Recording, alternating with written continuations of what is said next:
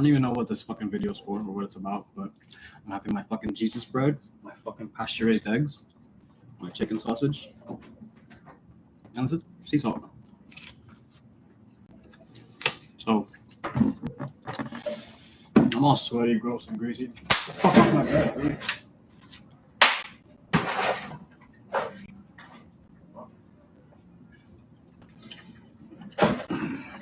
Fucking mission with these cats, dude. Alright.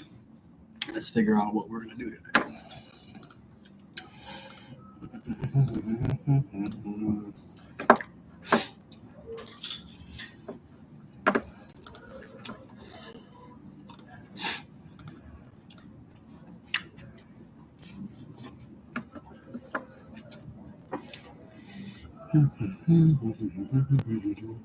This guy's fucking crazy.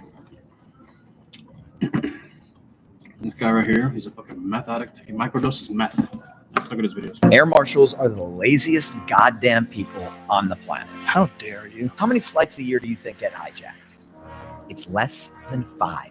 So when an air marshal gets on your plane, he thinks there's a 99.9% chance he ain't got to do shit. So what does that mean? It means they're making $60,000 a year to watch movies. So if Al Qaeda's not going to put him to work, fine, I will. How do you think this is going to play out? I think the air marshal on my flight this week plans on getting a free trip to Thailand. But I'm going to make that fucking freeloader earn it. Air marshals are the laziest guys. It's fucking weird, dude. You can put a gun in my mouth. I ain't donating charity. Okay, hold that thought. Okay. Expand. I graduated college with $40 in my pocket, built $1 million business, and you just stopped me on the street to ask if I'd pay for some guy's socks. What world do you live in? You know what I mean? No. I mean, who am I even helping? Did my donation just vaccinate an 8-year-old Hitler? Did you just talk me into paying for Nelson Mandela's abortion? I don't know. You're making such gigantic leaps of faith. But I'm not, though. So next time a person shoves an iPad in my face on my way to lunch, I'm going to snap it in half. My money would be better off in a vending machine. You can put a gun in. Oh, XRP Army, you really got to check this out. Crypto is going to be the future of finance. Yeah. Okay. We were doing everything imaginable in the prior administration to send that to other places. People want to be in America. They want to invest in America. They want that stability. What they needed is some guide rails. They needed a framework in which they could work, even for us in the crypto platforms that we were developing, whether it was American Bitcoin, whether it's World Liberty Financial. We didn't get into that because we knew all that much about crypto. We got into it out of necessity because we were getting debanked.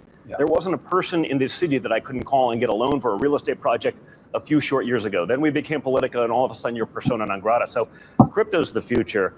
To be able to have the legislation to create those guardrails, to be able to keep that industry, this is going to be a multi-trillion-dollar industry, and it should be based here in America. America should get the tax benefits of all of that. They should have the innovation, the growth. That's strategic thinking, and so I'm super excited about that bill because I think it's going to really make sure that America is the home of crypto and blockchain technology for the future. Most people have no idea you can legally spy on any company's marketing strategy. And the reason I start with jiu-jitsu is because in a self-defense situation, if you are a big monster human and you want to fight me and you off with me, guess what I'm going to do? Run away. Because I don't want to get involved. Even if I see skinny little Lex out on the street and you start yelling at me and saying you want to fight me, I don't want to fight you. It doesn't matter. I don't care if I can beat you or not. What if you stab me? What if you sue me after I get done throwing you onto the concrete? There's a million bad things that can happen and almost nothing good. So for self-defense, my first self-defense is my feet to get away from you. Where this all changes is when you grab me. And now I don't have the option to run away anymore. Now I actually have to know how to get away from your grip.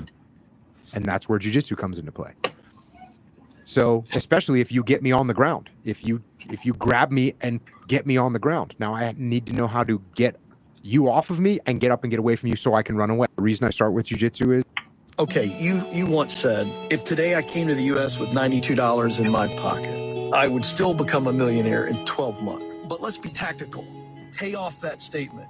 You came in today, $92 in 2025. What would you do and how would you do it in 12 months? Find a need and fill a need. I think, first of all, when I talk about being a millionaire is a state of mind, not a state of account. So if I were broke, I'd be so out of my comfort zone that I'm getting right back in. It's my mindset. So I would spend some time looking around at what people struggle with. What is something that's difficult that could be made easier? What is something that could make somebody's life more comfortable? So something that could be done quicker, something that could be done better, something where there's a gap in the market. The next thing is find people who are in that space who are doing it well. Copy them. All I did, for example, I didn't invent anything with Buffini coaching. Everything I did existed in some form or another. I improved on it and put a package together. You once said, I'm going to teach you how to be. You're not. Sir. The reason I pulled you over is you were driving a little erratically back there. Yeah. When I tell you how easy it is to cheat in roulette, you're gonna be like, that's obvious. How did I not realize? Yeah. So listen to this. Imagine you're Steph Curry. What do you do every day, all day of your life? I look at myself naked in the mirror. Just right here. Shoot threes. Shoot threes. Just shoot threes. Just shoot threes. You're right here. Sorry, Steph. Yeah. Just here, all day, every day for years. Right here. Yeah. Right here. Right here. Imagine you're a roulette dealer for 50 years. What do you do all day, every day? Right here. Right here. Yeah. Right here. Right here. Yeah. So they do the wheel and the ball. Wheel and ball. Wheel and ball. Right here. Same shot. Same shot. Same shot. Wheel and ball. They do the wheel, and right before they do the ball, you go, look at me. And he looks at you when he releases the ball. That's like Steph Curry's right here, and you go, look at me. And he goes, what? Completely disregard and disrupt his accuracy of the shot. Yeah. So I have a roulette dealer, a video where he talks about, he goes, yeah, I do that.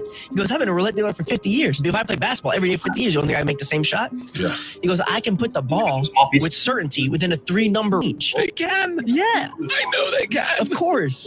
You know, it's so like, I bet 11 every time, and it's always right around 11, and I feel like he's my favorite gambling story. I put $100 on 11 one time during COVID, masks on, dealers got the match, just me and her. Casinos are kind of quiet.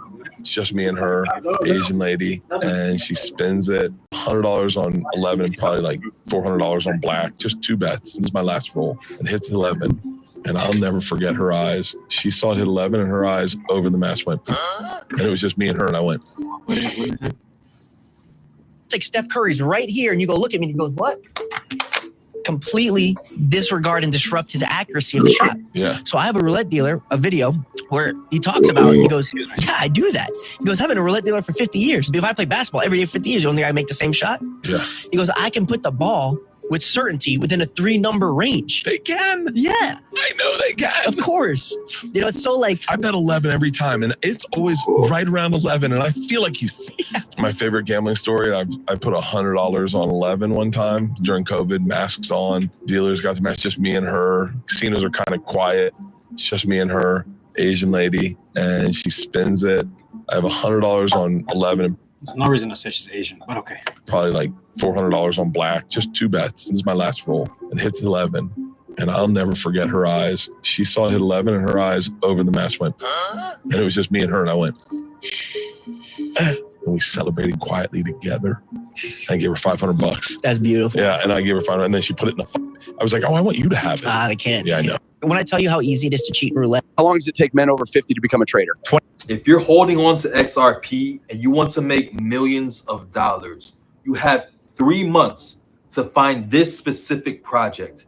My team and I have been actively looking for this project day and night. And the project that I'm talking about is the RWA project that's going to integrate with XRP and the SWIFT banking system on November 22nd.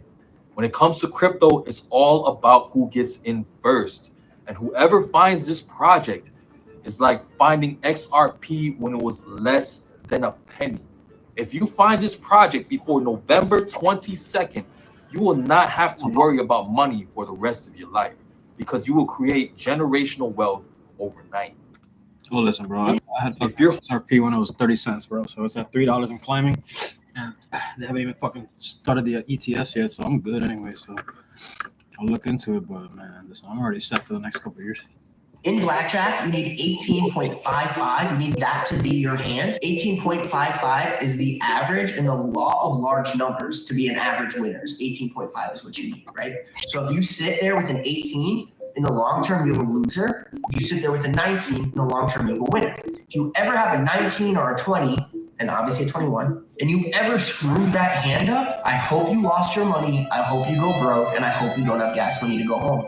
If you have a 19 or a 20, and obviously a 21, do not screw your hand up. But if you have an 18 or lower, just know you're either fighting for your life or you're holding on for dear life. So when it comes to soft hands, if you have an ace 8, you have a soft 19. You have, in the long run, a winning hand. Ace 8 is a 19. You're going to stand 10 out of 10 times. You have ace 8, you always stand.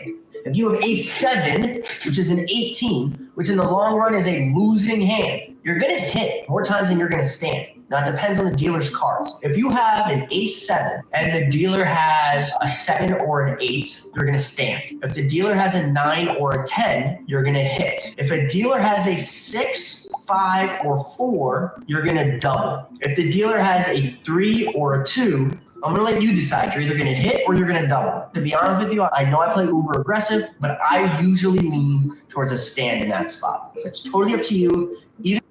Is there anything better? This is the largest coincidence in history. See if your history teacher can explain this. Abraham Lincoln was elected to Congress in 1846. John F. Kennedy was elected to Congress in 1946. Abraham Lincoln was elected president in 1860. John F. Kennedy was elected president in 1960. Both were particularly concerned with civil rights. Both wives lost a child while living in the White House. Both presidents were shot on a Friday. Both presidents were shot in the head.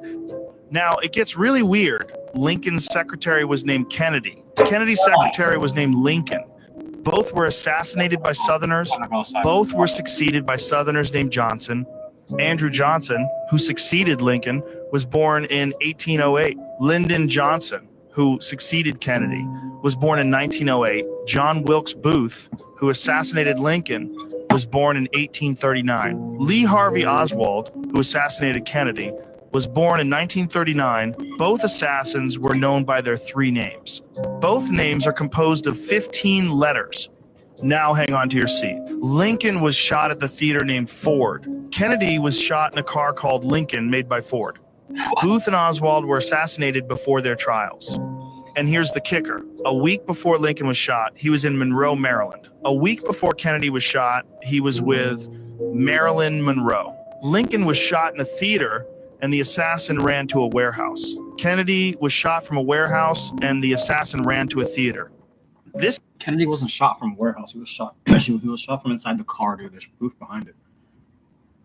That's good. What? What is this, bro? Has to go this too many times. Oh, I don't got time for like jokes and TikToks, dude. I don't got time for that shit, dude. I'm gonna cancel it in that 13 minutes. This is a whack video. I don't even know why I made it. Straight up.